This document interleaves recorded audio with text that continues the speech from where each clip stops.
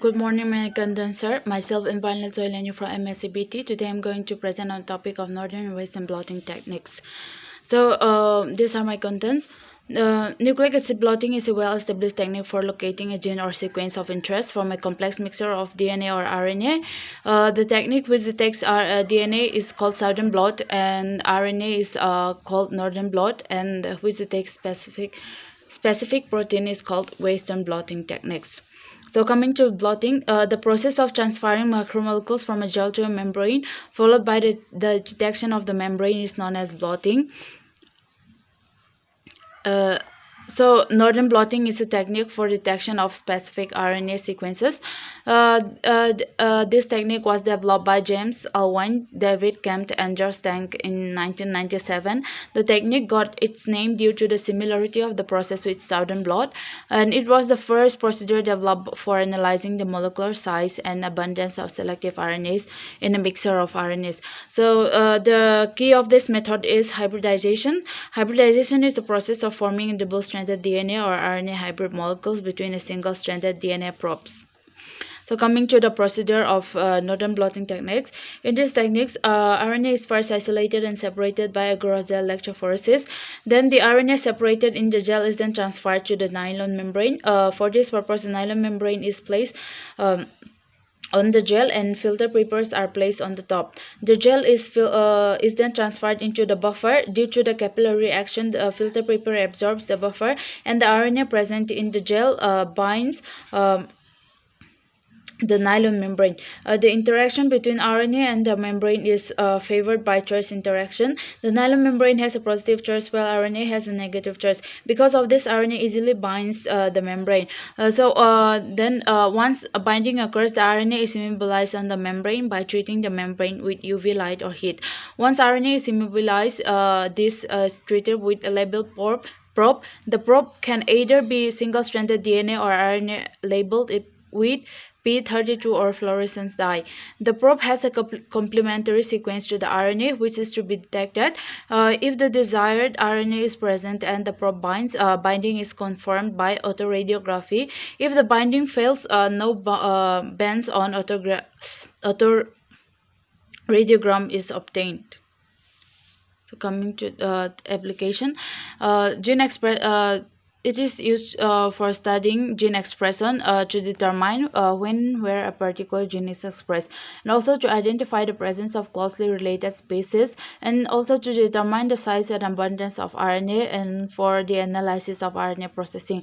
PCR has replaced southern and northern blotting because PCR-based techniques are more simple, quick, and are more of precise nature.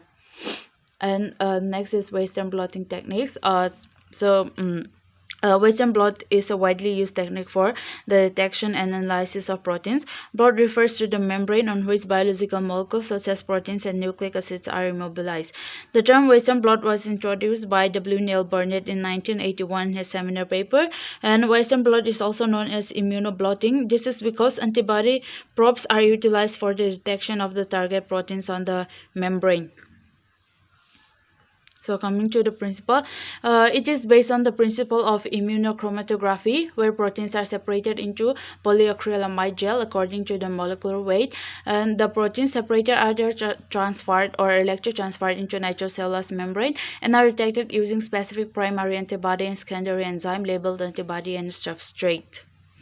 So coming to the procedure, first proteins are extracted using mechanical or chemical disruption. Total protein is quantified and the samples are mixed with buffer prior to loading.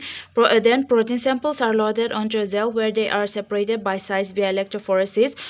Most widely used technique for protein electrophoresis is sodium dodecyl sulfate polyacrylamide gel electrophoresis, SDS-based.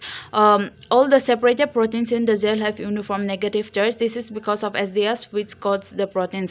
Once proteins have been separated by SDS-based, proteins are transferred vertically to the membrane, support and retain for subsequent immunodetection. The membrane used in Western blot are those that have high affinity for proteins. Most commonly used membranes are nitrocellulose and PVDF.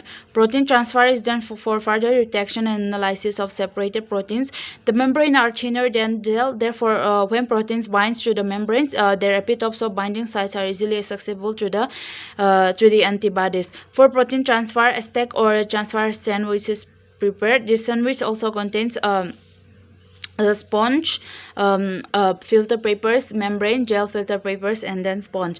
The filter paper provides uniform flow of transfer buffer to the gel. This facilitates the movement of proteins out of the gel and onto the membrane. And the sponge maintains proper pressure during the transfer. This sandwich of gel and membrane is held inside a conducting cassette which keep gel and membrane in close contact. This complete setup is kept entirely submerged on the transfer buffer within a buffer tank. And in the next step, the membrane is removed and transfer stack placed in container and incubated with a blocking buffer.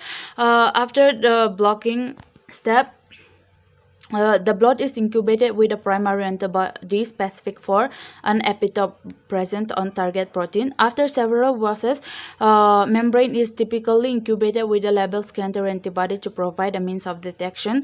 And after the detection is done, antibodies can be tagged with enzymes that produce color and light, or directly labeled with fluorescent tags or for visualization of proteins. And the applications of Western blottings are for the estimation of the size of the proteins as well as the amount of proteins present in the mixture. It is currently being used as one of the tests for detecting the AIDS virus. In this case, the presence of viral proteins in the blood is detected by antibodies. In Western blot, antibodies against different components of the virus are analyzed, so it is considered to be the confirmatory test for diagnosis. These are my references. Thank you.